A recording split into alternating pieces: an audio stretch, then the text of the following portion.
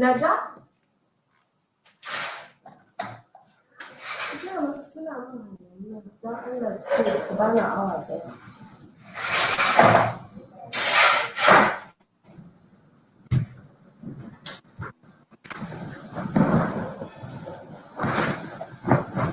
Muted, George.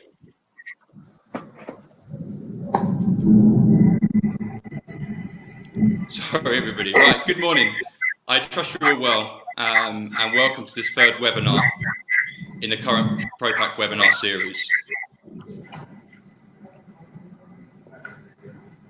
I have to say, over the weeks we've been running these events, our team here at Montgomery have really enjoyed curating and hosting them and seeing such a positive turnout each week. Sorry guys, can I just get everyone else to put onto mute? There seems to be a bit of disruption there. As exhibition organisers, in normal times, we would of course prefer to be on the ground in Lagos, putting on a live event for you. But in a similar way, these virtual events have been able to offer us many of the exact reasons we all attend live events, which is bringing our community together to enable knowledge sharing and expert industry insight. It's also great to see so many of you using the online chat facility today, and I would encourage our audience to use this as a form of networking whilst the webinar takes place. In addition, if any of the audience today would like to ask a question to the panel, there is a live Q&A at the end of the session. To do this, please just use the Ask a Question button in the menu below. Whilst there might not be time to answer all the questions, the panel will do their best to get as many covered before the end of the broadcast. So let me not keep you any further, and let's get straight to the discussion. Today's focus is opportunities for a circular economy in Africa post-COVID-19. And to present the opening remarks and then introduce today's panel, I'd like to give a very warm welcome to Kaede Ashamu, Senior Associate of Sustainability and Climate Change, PwC Nigeria. Kaede, it's over to you. Thank you, George, for the introduction. Good morning, everyone. I am Kaede Ashamu, and I'm honored to be moderating this session alongside my colleague, Kende Fadare. And just like me, Kende is also a senior associate with the Sustainability and Climate Change team at PwC Nigeria. The topic up for panel discussion today is not only timely, but equally urgent, as circular economy is fast becoming a big deal. I would like to thank ProPack West Africa for putting this important section together. Resources are becoming scarce. Thus, management of our shared natural resources and the way we utilize and maximize resources to minimize waste and pollutants are important targets to achieve, especially in this decade of action. Industries, businesses, and consumers need to encourage valorization of waste and injecting it back into the supply chain for reutilization. The fact remains, there's a need to embed resource efficiency in our production lines and consumption patterns. Circular economy can contribute to several different sustainable development goals. And we can therefore establish that the shift from the traditional linear economic model to circular economy is a critical aspect of our sustainable development agenda. And quite fairly, the world has responded and progressing in this regard. However, with the outbreak of COVID-19 pandemic, which has radically changed our world and influenced trend shifts across the globe, the need to examine the impact of this virus on circular economy has become important today, especially in Africa. Consumption patterns have changed, production and supply chain patterns have changed, travel patterns and protocols have changed. And now the big question, therefore, is what has changed thus far, or still likely to change as far as the circular economy is concerned? And to provide very insightful responses to these and many more, I have with me Sorodimayo George, who is the Director of Corporate Affairs and Sustainable Business in Unilever. I have Zoran Tadic, who is the General Manager of Neophyton, as well as Rukaya El Rufai, Partner, PwC Nigeria.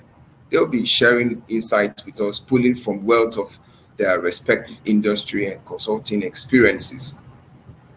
And like George said, should you have any question or comment, feel free to use the chat box where we'll be watching to collect questions for our panelists.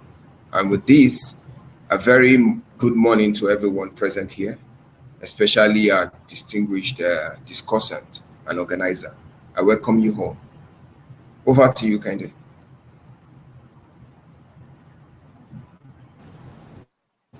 Kylie, thank you very kindly for that warm introduction and for giving context to this conversation.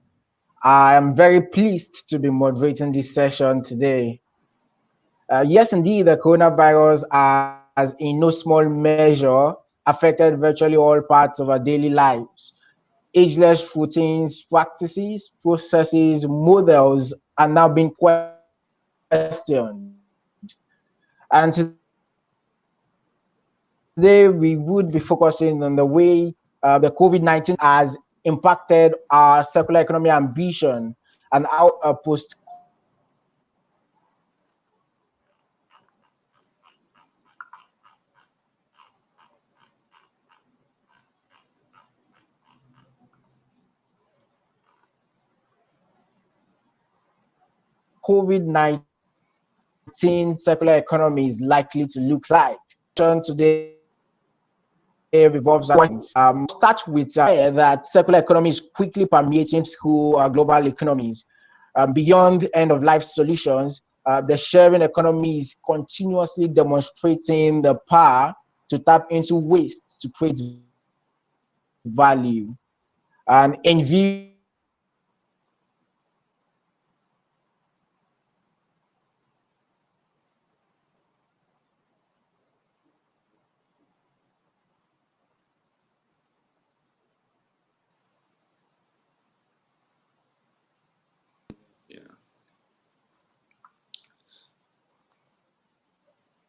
Yeah. Sorry, guys, there seems to be some disruption there with Kahindi's network. Kahindi, I wonder if you can hear me. Perhaps I think you're with Kayode, and perhaps you can use his screen because his network seems to be better. Let's just try that for 2 seconds. Apologies for this, guys.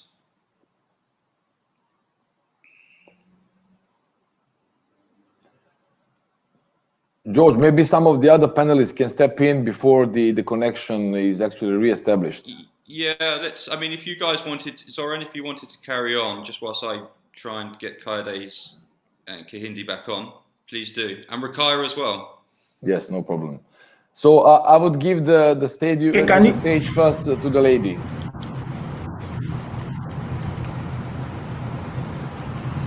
Okay. So probably what's best is to start with an opening statement before Jay logs on. So good morning, everyone. I commend PROPAC for organizing this very, very important topic.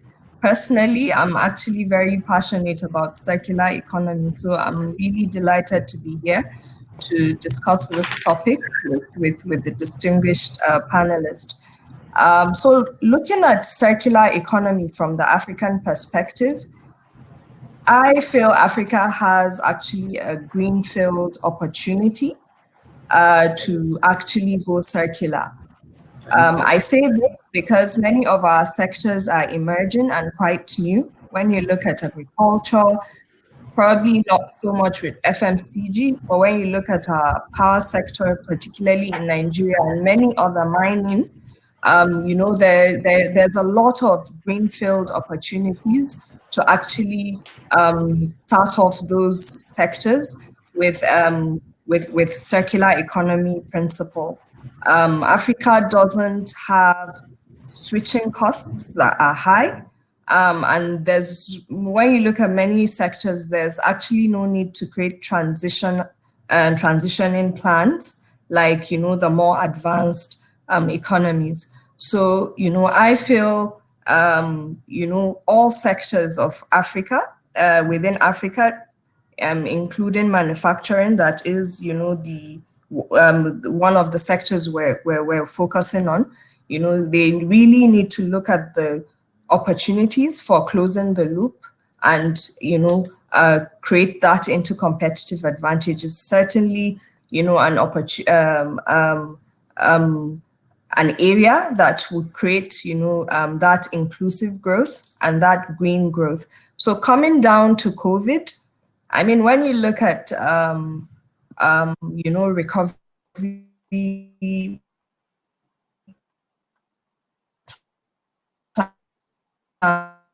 plans, they're mostly green because COVID has actually opened up a lot of new, but what that has done is create that urgency, and it's proven that, the linear way of taking resources that are finite, and you're looking at, rapid population growth, you're looking at very fast innovation.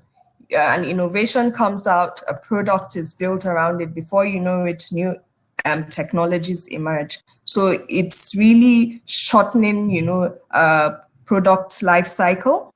And when you look at, other emerging trends, including consumer behavior, you would see that, and when you look at, the environmental impact on COVID, that is really showing that our linear ways of producing has high externalities, including environmental degradation, and it hasn't been so inclusive. You're seeing a lot of inequalities.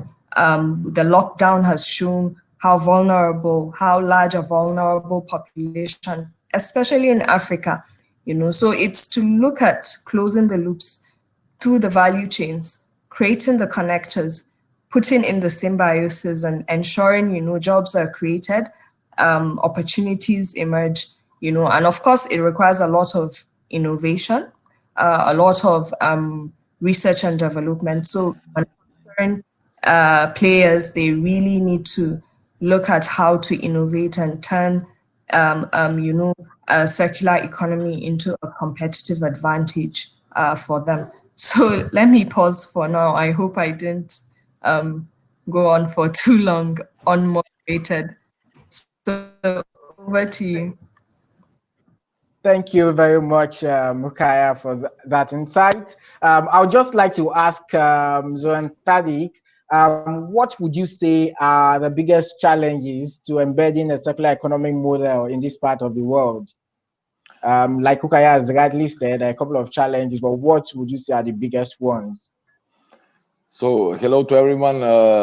I'm actually really proud to be part of this panel because it actually shows the readiness of Africa to face the challenges regarding the pollution, regarding the waste mismanagement, and then also to show the opportunities and how we can actually address those issues and how we can actually fix not only the economical aspects of the African development, but also the ecological one.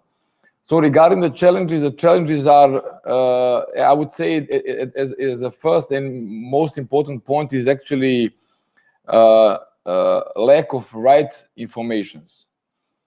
Being a polymer science engineer and doing business in plastic sector in last 25 years, I have seen a lot of small revolutions in past 25 years in plastic industry, but nevertheless, the only one constant figure in those 25 years is the increased demand in plastic products. So on one hand, we have a increased demand of plastic products, and on the other side, we have increased bad reputation that plastics is actually coming on. And trying to be a businessman, trying to be a polymer scientist, and trying to be environmental friendly person, I try to search for the ways how we can actually combine all those issues and how we can make a solution which will be actually sustainable. And I like to say first thing just regarding the requirements that general public has on packaging products, because the packaging products are one of the biggest influencers of pollutions worldwide. And talking about packaging and talking about some other plastic products, there are a few requirements. First one is lightweight.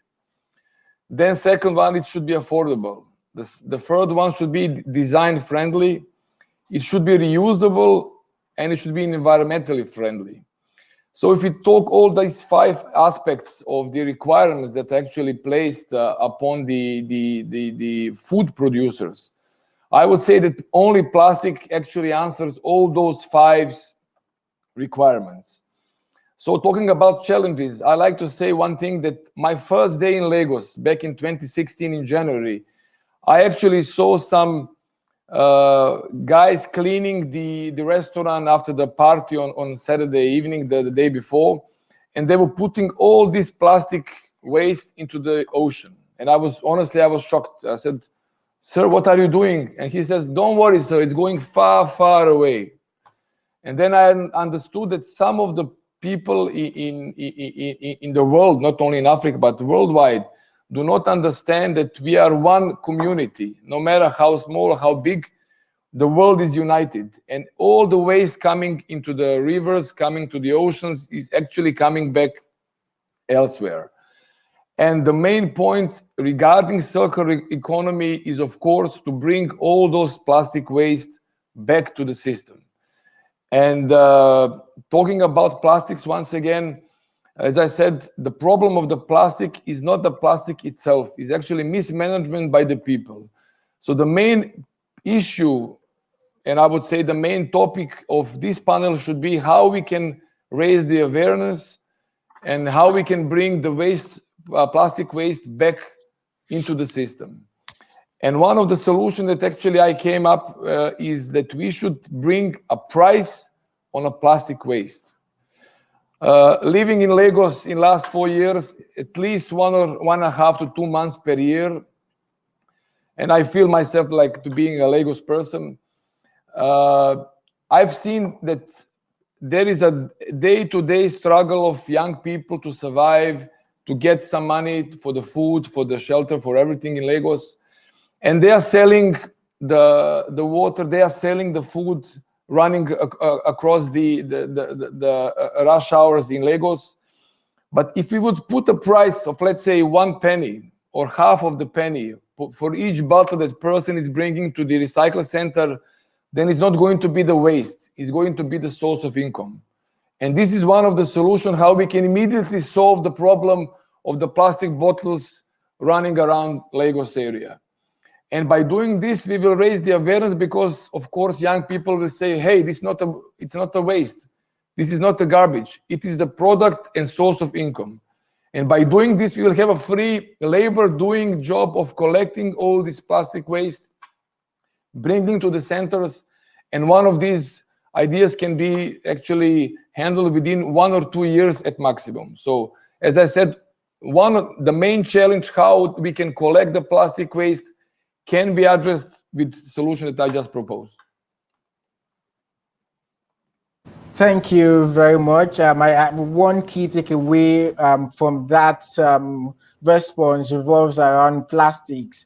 And looking at the current trends that have emerged with COVID-19 across the world, the use of single-use plastics are on the rise as a result of COVID-19.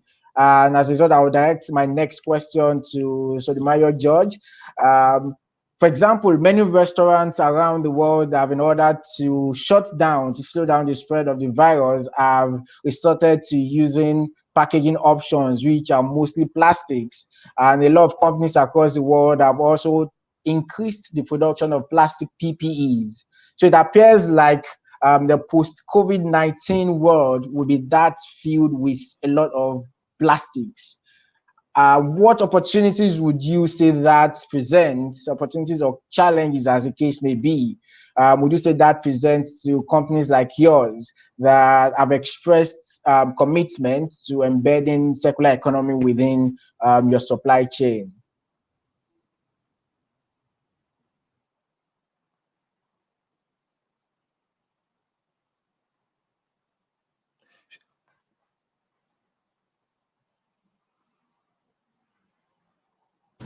So please, you are muted. Please, can you please unmute?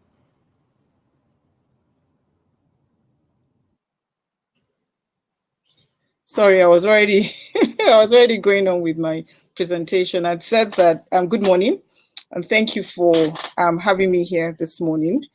And I just want to take a cue from what the last speaker had said in terms of he presented a very vivid opportunity, talking about the fact that, you know, we can create some livelihoods with the challenges that we have in terms of waste management, specifically that has to do with plastics. The challenge of plastic waste in West Africa cities, I mean, we've seen it escalate to life-threatening levels, and I think he alluded to that. Some statistics say that 16 million tons of plastic waste are generated every day in Nigeria alone, and a lot of it still sits around in the environment. I think that the opportunities and challenges haven't necessarily changed. I think that we are really on the verge of creating a lot of the right level of awareness around the issues of waste management and plastics and circular economy in Nigeria, particularly in Nigeria. So while some of us, for Unilever, for instance, has been in it for a little while longer, you know, a tremendous amount of work was done in 2019 by both the private and the public sector. I think what the COVID situation may have brought is a momentary pause, but the work is still going on. And what I see happening is that more of the platforms that we have like this, for instance, emerged during COVID era to heighten the awareness around the need for us to do much more.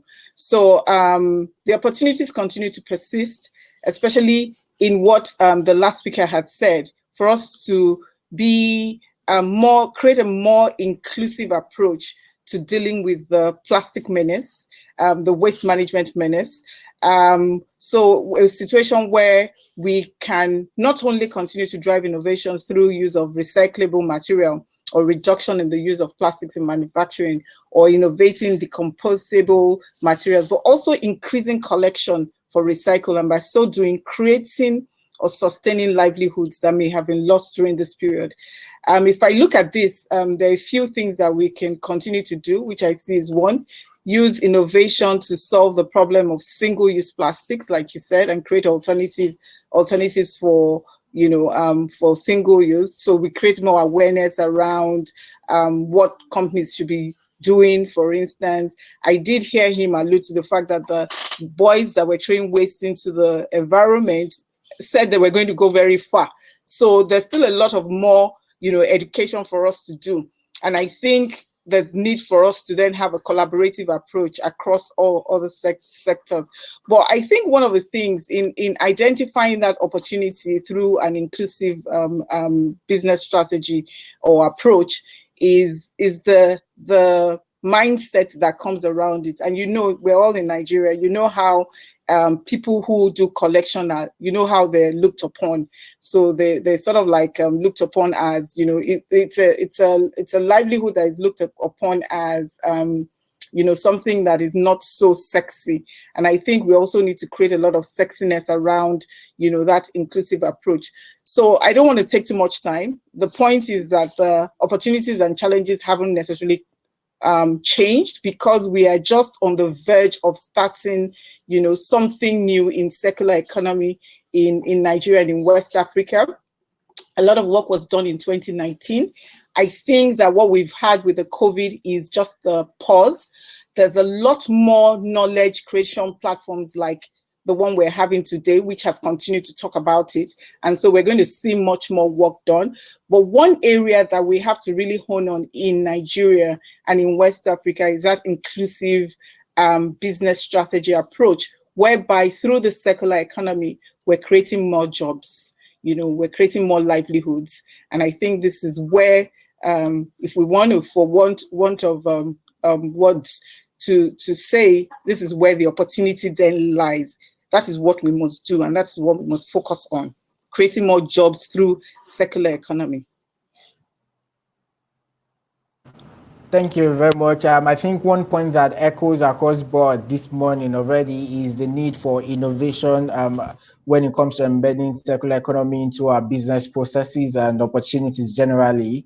At the same time, technological advancement seems to be something that cannot be done away with when it comes to circular economy. And I'll be directing my next question to Rukaya, for the fact that across our history as communities across the world, the growth and development of technology have played critical roles in our development.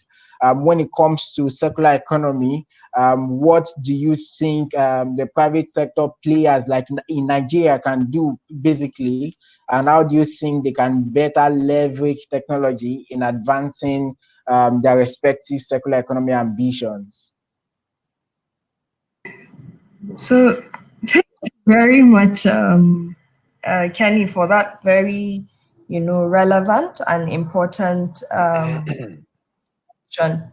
When you look at the industrial era we are in, the fourth industrial revolution, there are many, technologies out there that can enable circular economy. And of course, the first and foremost is data, big data. So companies need to have robust data on their sectors, on the value chain. That's, externally, probably that's out of their control. But internally, they need to have sufficient data around their materials flow.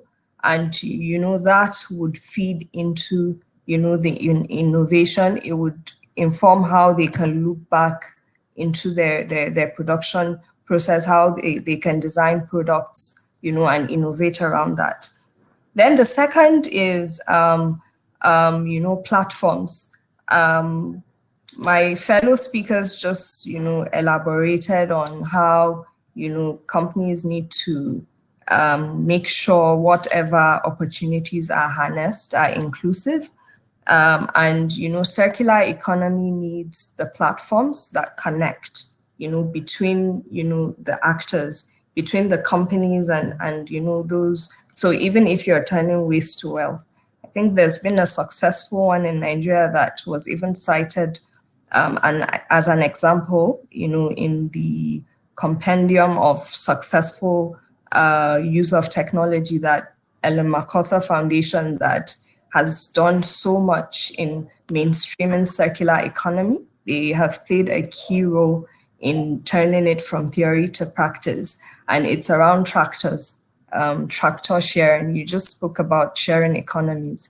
So you can imagine even between agriculture, someone in livestock farming and how they'll connect with crop farming, even waste from manufacturing companies, and how that can be looked into another use. They all need technological platform apps and all that.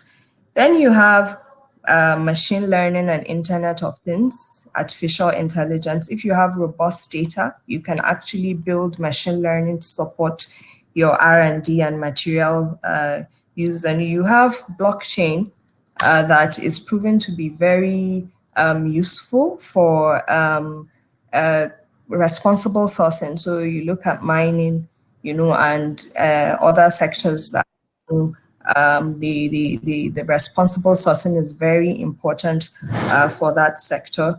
There are tons of traceability technology, even with manufacturing companies.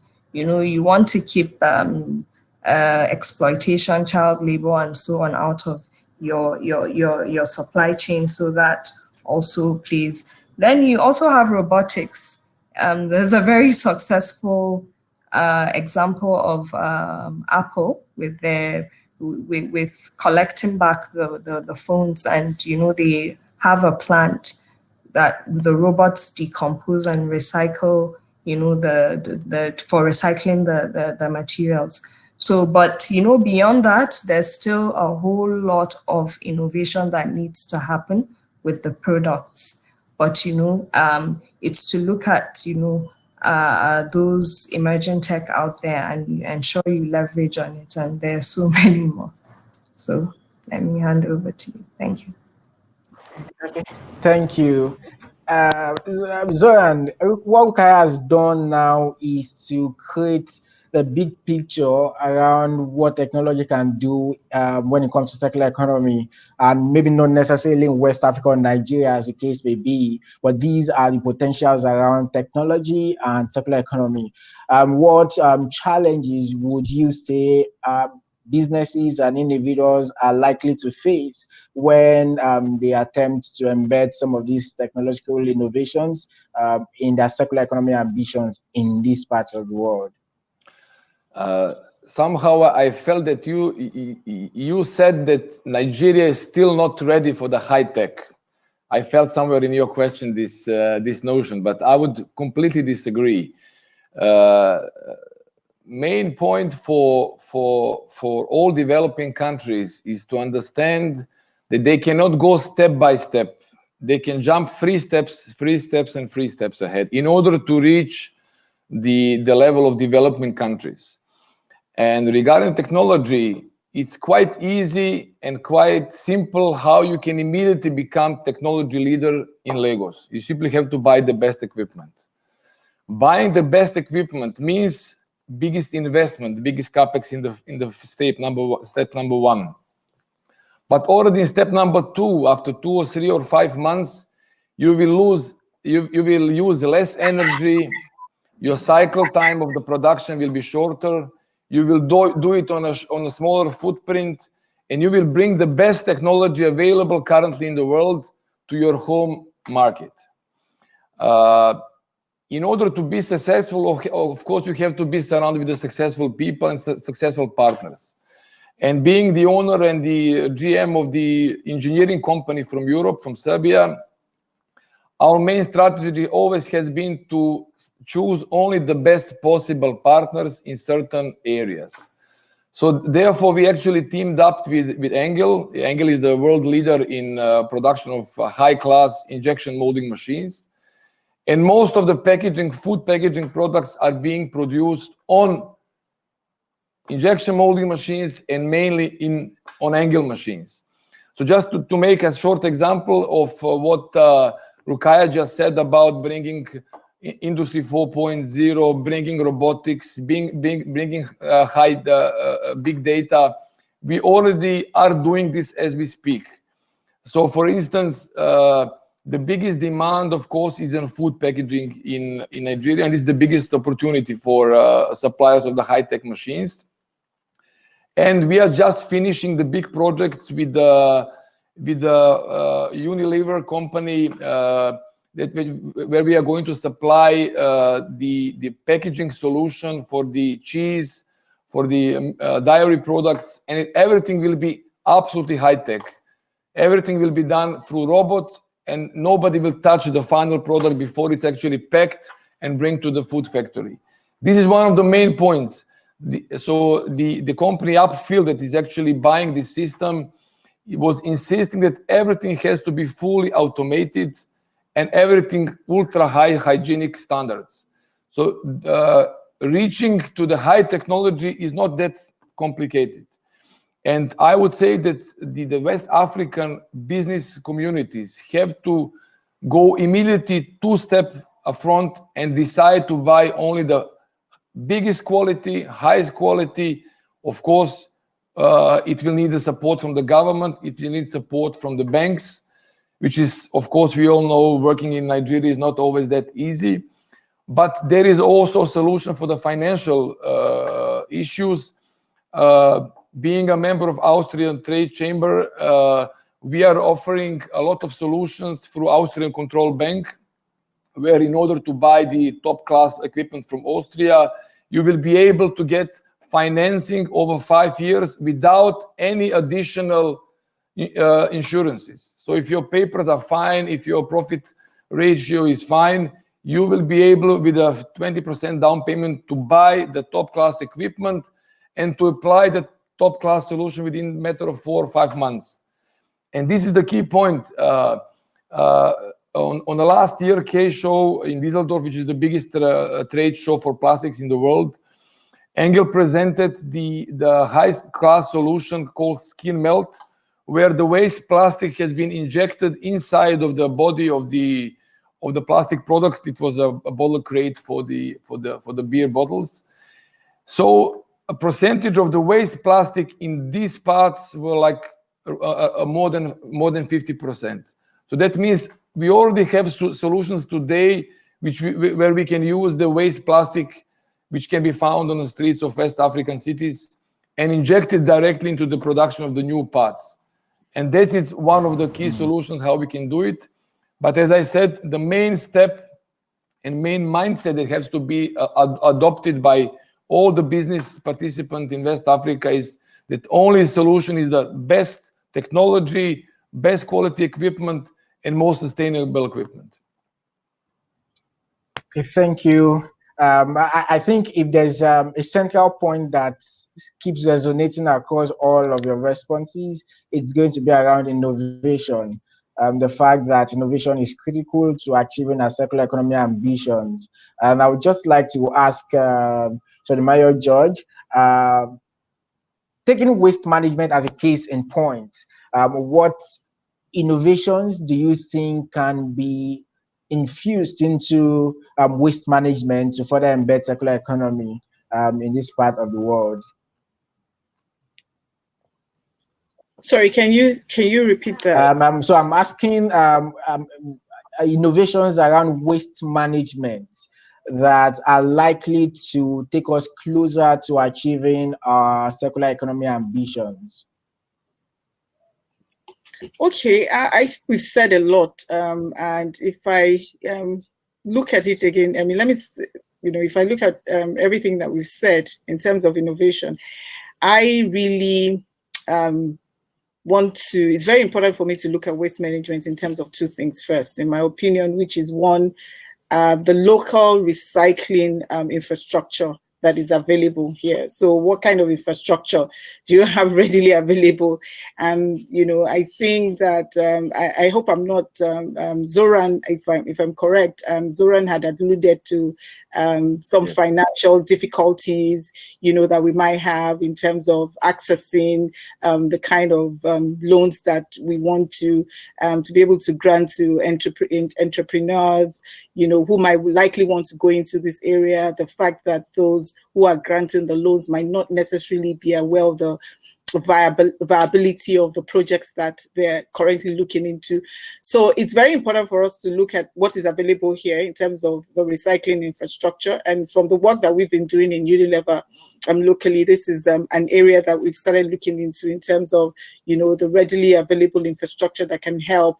And I think this is where innovations can come into to begin to play into. You actually have a lot of, if I might call them, local fabricators that might begin to look at how to just move into areas like which I had earlier alluded to, areas where I feel that there is a really big opportunity for us to look into, which is the inclusive business strategy approach, and looking at the bottom of the pyramid in particular, and saying that how can I begin to innovate, in such a way that can help move that sector, from being very manually operated to being much more automated. I think this is an opportunity. I also think that we need to look at the innovations that are most likely to fit into the culture of creating value where it matters, which again, I want to keep on going back to that inclusive business strategy, and saying that this is where we then need to begin to look at where we can begin to develop new innovations. I would like to leave it at that and probably maybe make a quote from a Chatham House report that had then alluded to something like that in 2019. And if you may permit me to read a part of it, Chatham House said, developing countries are in a strong position to take advantage of the new economic opportunities. Their large informal sectors already practice secular activities in areas such as electronic waste, e-waste and phone repairs, for example, and could engage in higher value circular economy supply chains. Moreover, with enough investment, developing countries can leapfrog developed countries in digital and materials innovation to embed sustainable production and consumption at the heart of their economies. So these are things that we need to begin to just chew on, and so that we can progress with developing that sector. Thank you very much. No doubt, circular economy ties to the art of sustainable production and consumption, which was the last statement from that quote. Then I will ask Ukaya a very direct question. What incentives or strategies are likely to motivate increased adoption of circular economy in Nigeria? Because it seems like it's important for our development ambitions. How best can businesses or individuals be incentivized into embedding circular economy principles?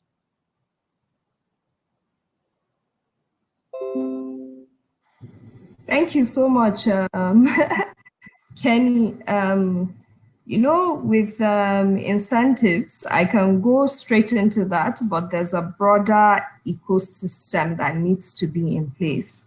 Of course, you can have tax incentives, fines, penalties, such as what we see in our oil and gas sector with regards to gas flaring, for example.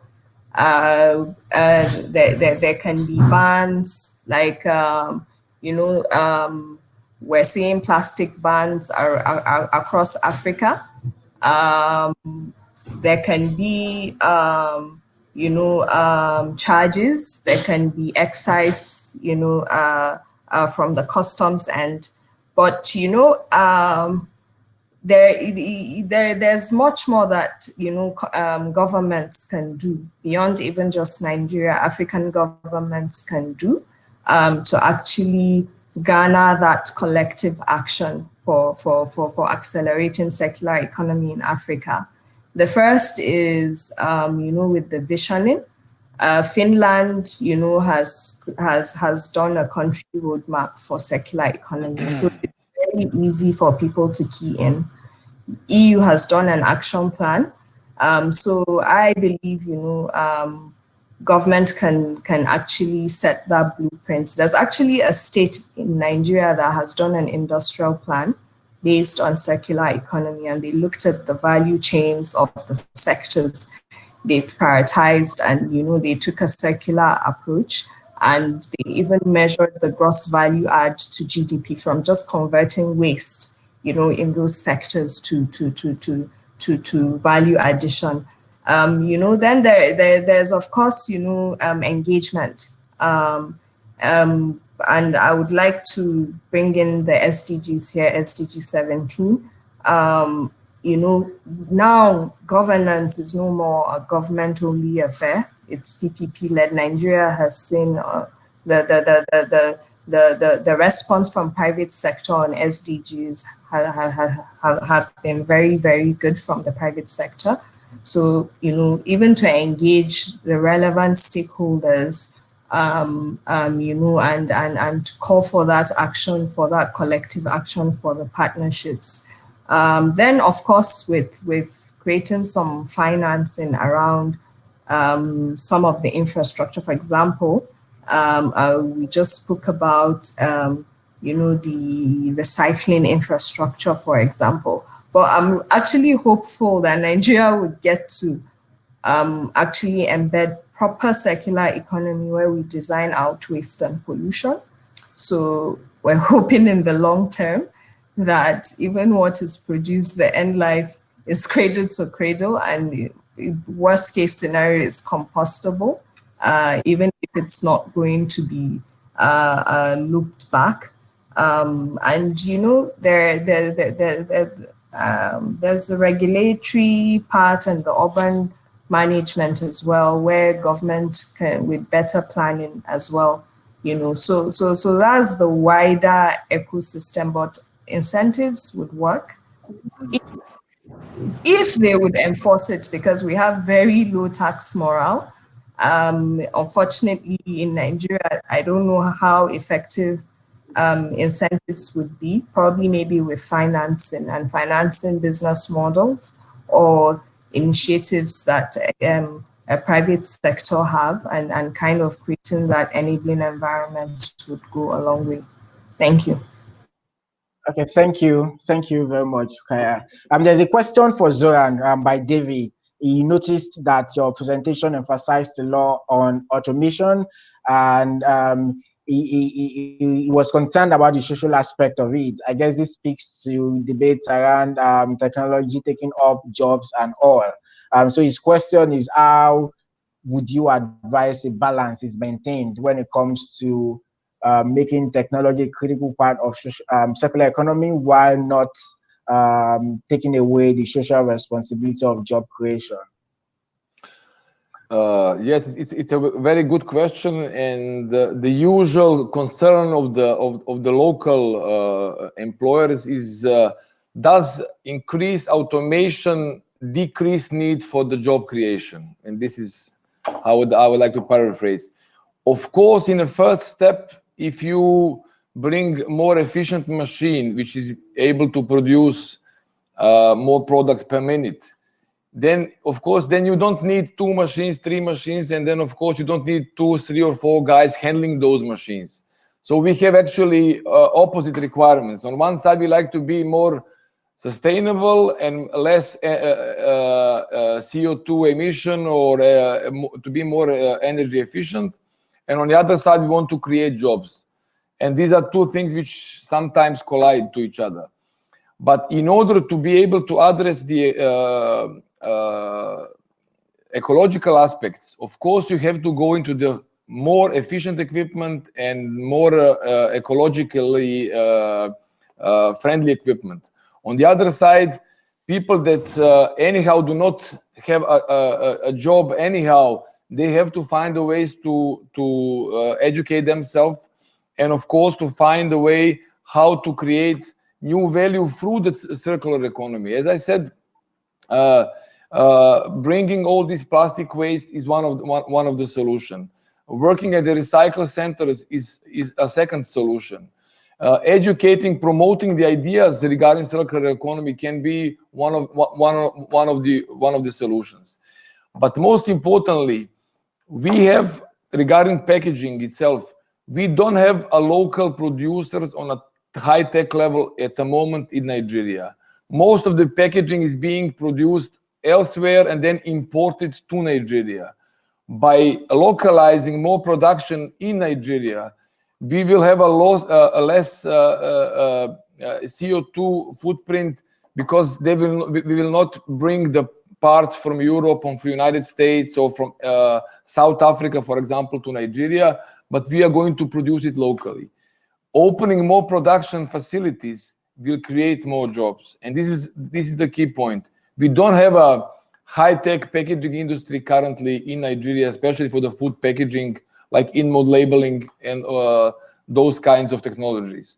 So if we are creating the non-existing technology and we are creating new job opportunities anyhow, and this is one of the key messages, that localizing production in Nigeria and less import of the packaging goods to Nigeria is both creating new jobs, and on the second, it's actually reducing the CO2 emission by transporting all these parts from the other parts of Africa or the world.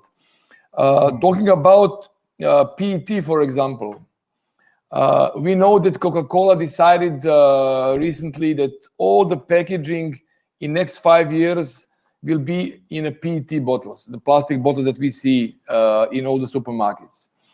So Coca-Cola, as the global leader in soft drink production, has decided that PET is the plastic material of choice for the biggest producer. That means that they actually calculated that not only the economical aspect, but also ecological aspects are addressed, and that PET is the right solution for them.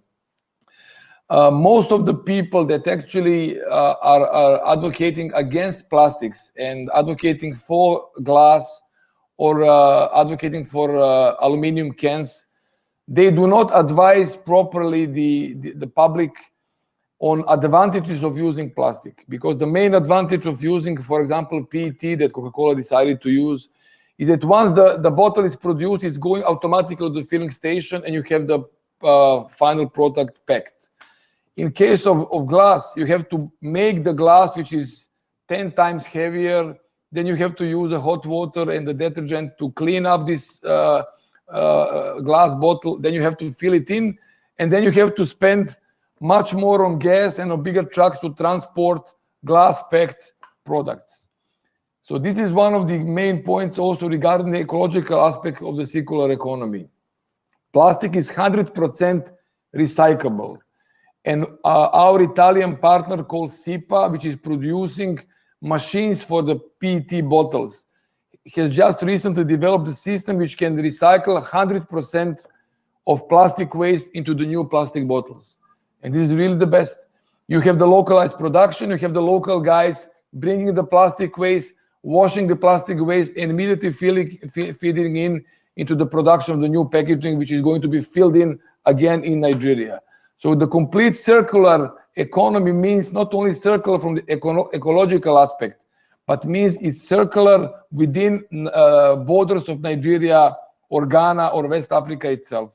And this is also one thing that I like to address, from that waste has to have a price on it in order to be the product. And second point, circular means closed loop production within borders of West Africa countries.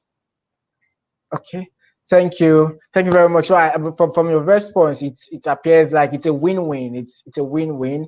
Yes. We contribute to environmental conservation and at the same time create more opportunities for locals within the countries to get jobs. Because our time is fast spent, I would like to pick a point from your response, which also speaks to one of the questions here that would be directed to Sotomayor.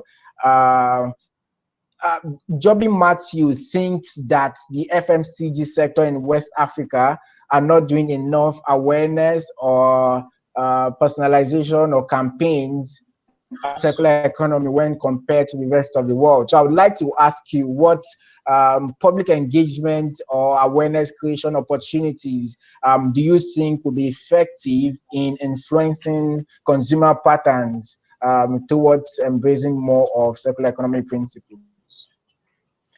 Thank you, and thank you, Zoran, as well for what you've just said.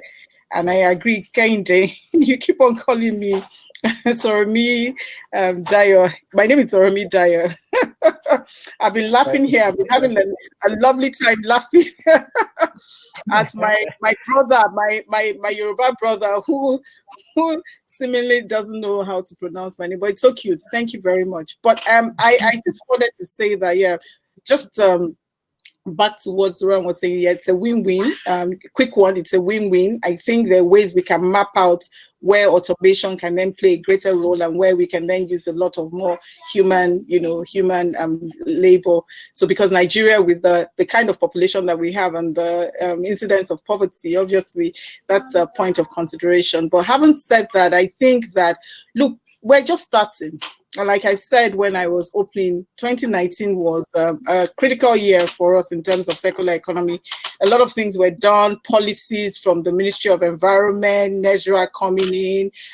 There's a private sector coalition, FIBRA, from the Food and Beverage Recycling Alliance. And we're just putting ourselves together and really just organizing ourselves. So there's still a lot of potential opportunities.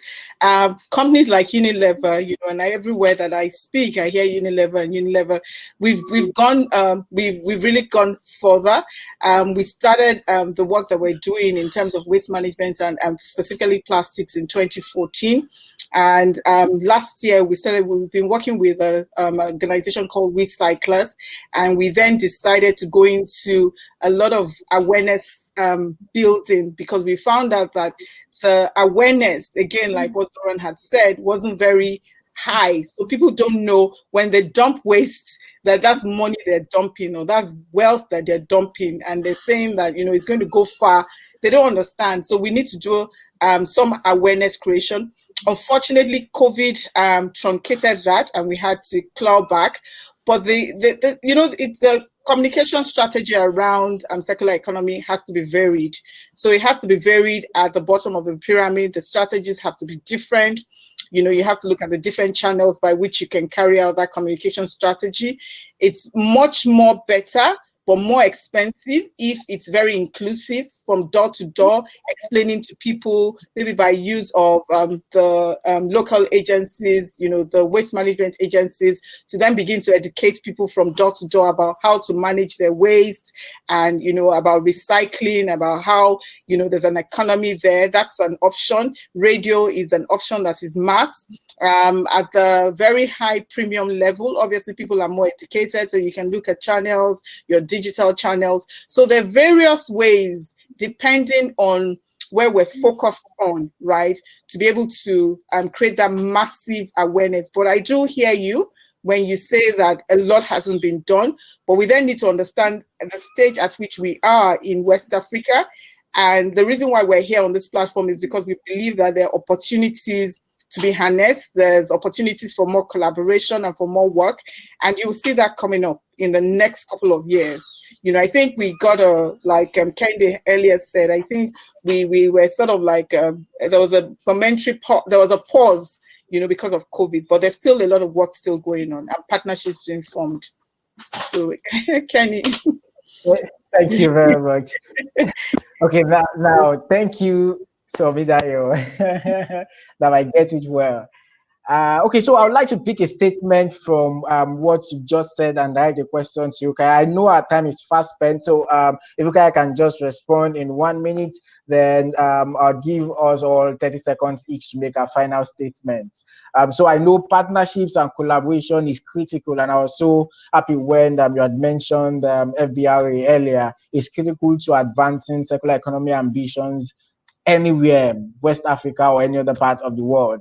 How do you think the public and private sector players in Nigeria can better leverage partnerships and collaborations, especially in the wake of the new challenges posed by COVID-19? You can respond in about 1 minute. Okay. So thanks, Kenny, for that. I mean, Sumi Dayo, I hope I don't bungle as well. Like, don't call me Dayo for short. Dayo. So Dayo has mentioned, and I think I touched a bit about collaboration and partnership when I spoke earlier on the wider ecosystem, or when you asked me a question on incentives. You know, once each private sector company is able to look at circular economy as a potential competitive advantage that would make their business more resilient and more future-proof with the disruption, and they actually take end producer life, end producer responsibility, end life producer responsibility very seriously. They would come together. You would see, Dayo has already mentioned the FIBRA initiative. We've seen the private sector alliance group on SDGs. We're seeing private sector themselves coming together on things around impact investing, for example. Because when you look at the future landscape, responsible investing, responsible sourcing, climate change, you know, these are mega trends and disruptions that would come. So, you know, with groups like that, and of course, government also needs to actually take the wheels and steer, you know, the industry. They need to actually take leadership and bring everybody together to actually form those necessary partnerships. Like I mentioned earlier, they have to put out a clear vision and guide everybody. And you see private sector will take cue And this way, we're sustainability reporting. Everybody wants to report how they're contributing to the national agenda. So once government is able to put that vision out and private sectors take it seriously, they walk the talk with their sustainability strategies and that end life producer responsibility seriously. And they hopefully the maturity levels with knowing that circular economy will indeed create a competitive advantage for them. You'd see the partnerships forming, and the investors too have their own part to play with responsible investing. So thank you. Thank you. Okay. I still see quite a number of questions in the question box, but because of our time, I know some of the responses from our panelists have addressed some of these questions in one way or the other. And I'm hoping that for some that have not been addressed, the final words from our panelists would hopefully touch on them. So I will start with Zoran, your final statement in about 30 seconds, please. Yes, going back to previous statement from Dio regarding sexiness of the circular economy. I have one idea. Going around Lagos, I've seen that Nigerians, as a proud nation, they like to be part of the nice system. And bringing sexiness to the circular economy at the first stage in bringing all this plastic waste, it can be addressed by supporting coming from government, that it has to be the government initiative where the people that are bringing all this plastic waste into the recycle centers can have a nice dresses. And when you have a nicely dressed person, they will be the heroes of ecology. And this is one of the ideas how we can address the sexiness issue. This is one point. Then we are going to be feeding with the actually cheap raw material, because the new raw material costs like $1.1 or $1.2 per kg, and the waste plastic costs 0.3, 0.4.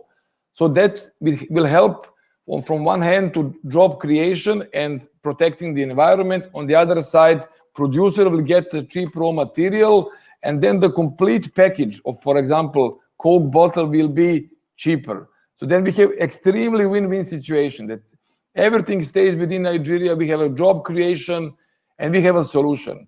But in order to have this, we must have a really high-class technology. High-class technology means that local guys working in a high-class factory are actually absorbing high-class solutions. They are working in a nice environment. They are working in a clear environment. And once they go home, they like to bring one of these high-class mindset into their own homes. And we are bringing the awareness of the high technology also in the local homes in Lagos, in wider West Africa. So this can be really a win-win solution, not only for the businesses, not only for the environment, but also for the West African countries and Nigeria at the first place. And this is the key point that we have to place here, I think, as a final message. Thank you very much. I'll move on to Kaya before I get Somidayo's final words. Okay, thanks. So on a final note, circular economy is really the way to go. Like I mentioned at the beginning, Africa actually has, greenfield opportunities, much more switching costs and not so much transition plan.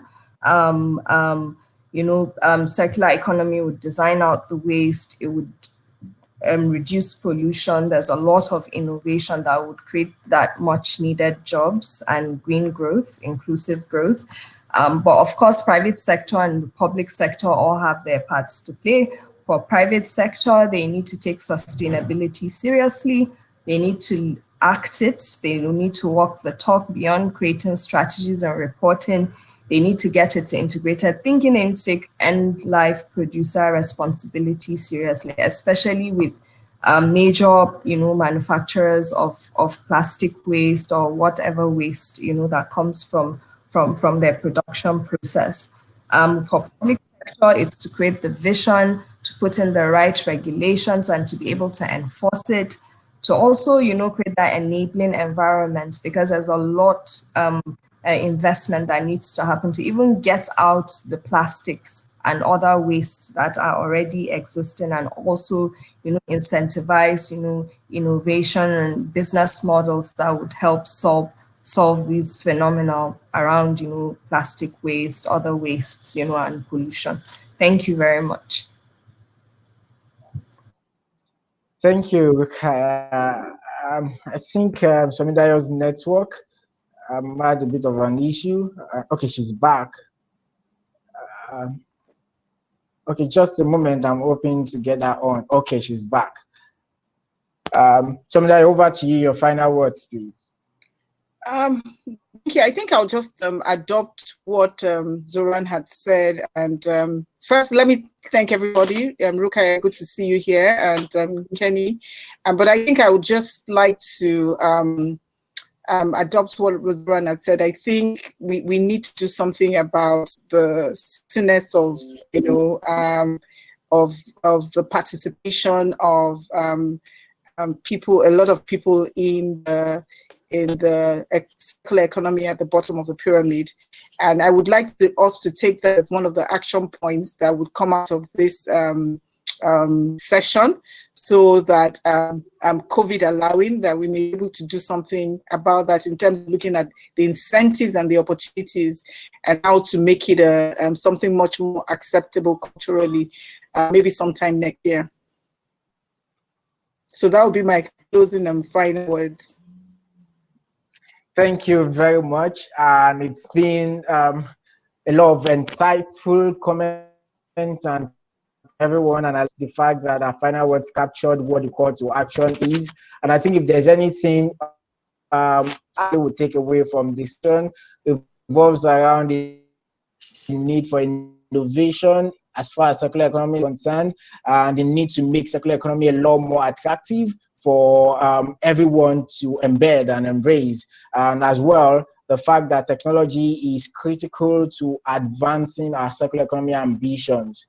I'm optimistic that we would, as a people across Nigeria, see and witness growth as far as circular economy is concerned. At this point, I would like to hand over to my colleague, Kayode, to give the closing comment. Thank you.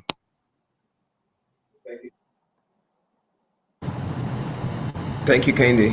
That was a very insightful session. And I would like to say a very big thank you to our panelists whose invaluable wealth of experience came through for us today.